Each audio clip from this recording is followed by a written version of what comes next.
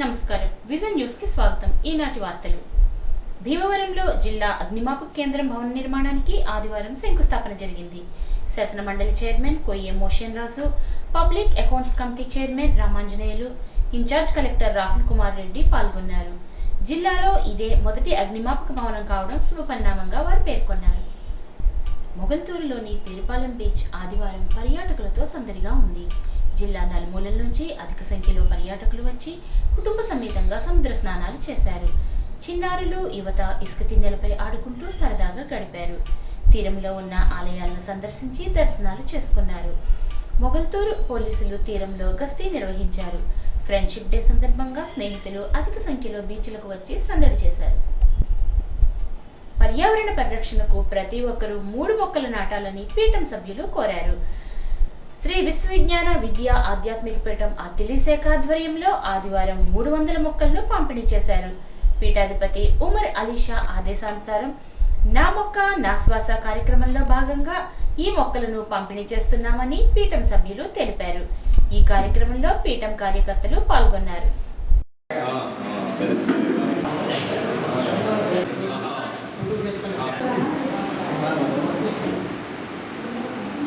ఓం శ్రీ సద్గురుభ్యో నమః.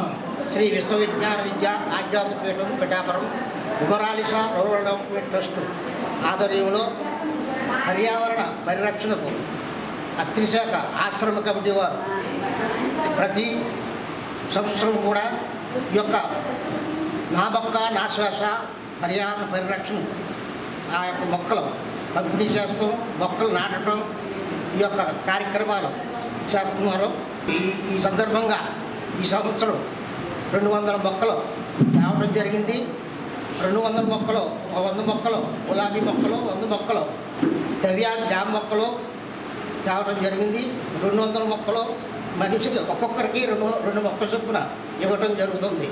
ఈ యొక్క మరి తీసుకున్నటువంటి వారు ఈ యొక్క మొక్కలు తీసుకెళ్ళి సరైనటువంటి విషయంగా మరి మనం అక్కడ అవి వేసి వాటి సంరక్షణ చక్కగా చూసి మరి ఆ యొక్క విషయాన్ని ఆ ఫలసాయాలు, పుష్పాలు, ఫలాలు వచ్చే విషయం వచ్చినప్పుడు అది స్వామికి సమర్పించుకుని మరి అందరూ కూడా మరి స్వామి మొక్క కింద భావించి ఈ యొక్క విషయాన్ని అందరూ తీసుకొని.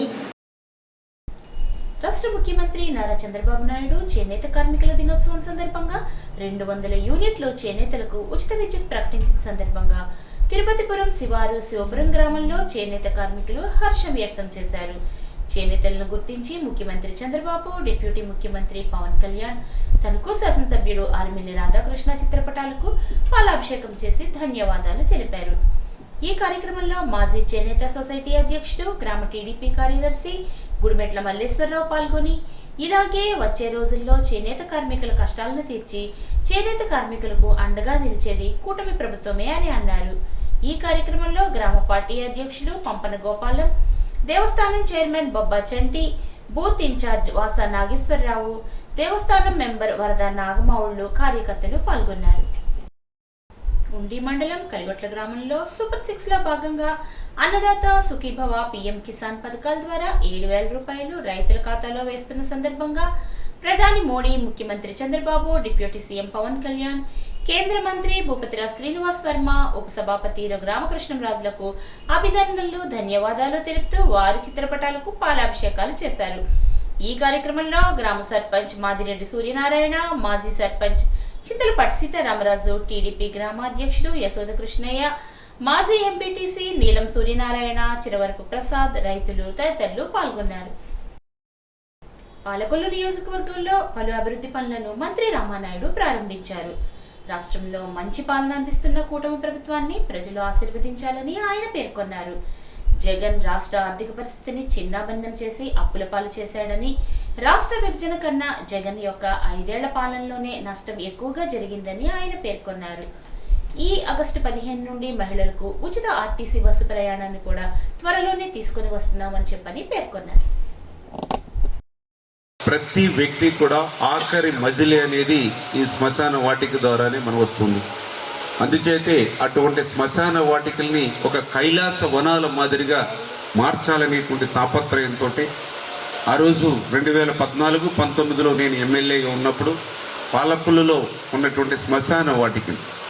ఎందుకంటే నేను అంతకుముందు ఎమ్మెల్యే కాకముందు ఈ మురికి నీరుతో ఉన్నటువంటి పరిస్థితి భరించలేనటువంటి దుర్వాసన.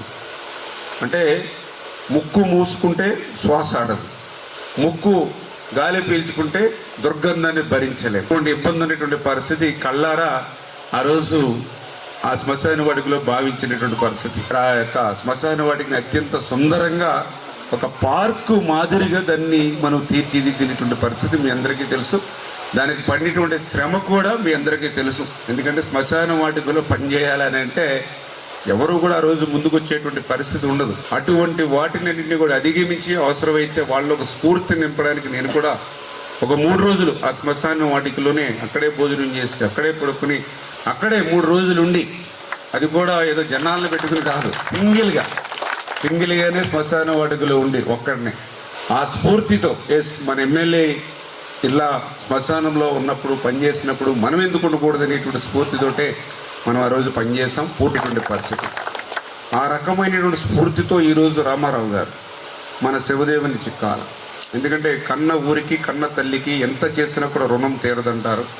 అటువంటి రుణం తెచ్చుకోవాలనేటువంటి ఉద్దేశంతో రేఖ నిమ్మల రాఘవేంద్ర చారిటబుల్ ట్రస్ట్ తరఫున ఆయన చేసేటువంటి ఎన్నో సేవా కార్యక్రమాలు. అంటే ఈ రకంగా ఒక పనిని తలపెట్టి దాన్ని పూర్తయ్యేంత వరకు మరింత చక్కగా నిర్వహించి ప్రజలకు ఇంత పెద్ద ఎత్తున సేవలు చేస్తున్నటువంటి రామారావు గారు మనందరికీ కూడా ఆదర్శం, స్ఫూర్తిదాయకం అని చెప్పి సందర్భంగా తెలియజేస్తూ, మన జీవితాలు ఏమి శాశ్వతం కాదు, మనం చేసినటువంటి పనులు మాత్రమే శాశ్వతం.